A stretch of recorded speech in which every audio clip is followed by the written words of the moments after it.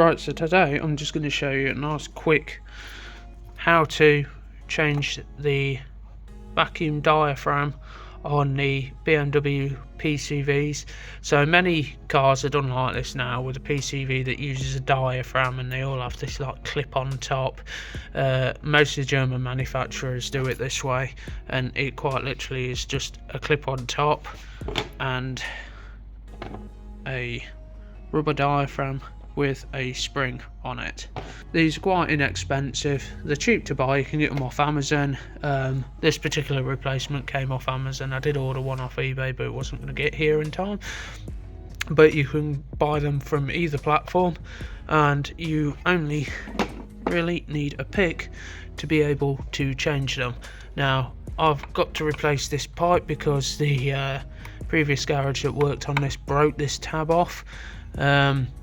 So that's not ideal, that causes it to leak down all over the back end of the engine there. This is a BMW N47 engine, or the mini variant of the M47 engine.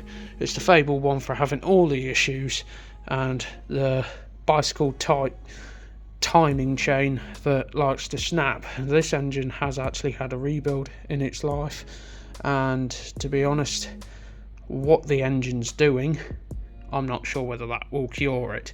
So we're coming to the engine bay here, we've got the engine cover off, and there's your PCV diaphragm right there, and it's surrounded by these little clips that just actually pop off. Now this one's already been off before, so it should come off fairly easy, but if yours hasn't, I recommend using a pick and just carefully, some of these tabs are broken, and just carefully pick at them.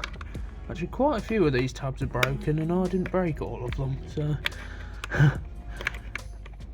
and you just go around it, pops off just like that, nice and easy.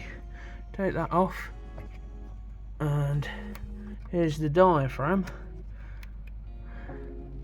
And as you can see, there's quite a lot of residue in there, and then in there, that is the port that it blocks up, and there's a bit of oily sludge in there. We simply take our new unit, new spring, new diaphragm, and this unit will literally just clip on in place of the old one. So we literally take this spring, so it's a new spring. This spring actually feels slightly softer than the original, and then we take our diaphragm, make sure it's as clean as it can be, and then place that on in there, nice and simple. And then we take the cover and simply just pop the cover on, and it will snap into place again, nice and easy, seals up nice and tight. There we go, it's as easy as that.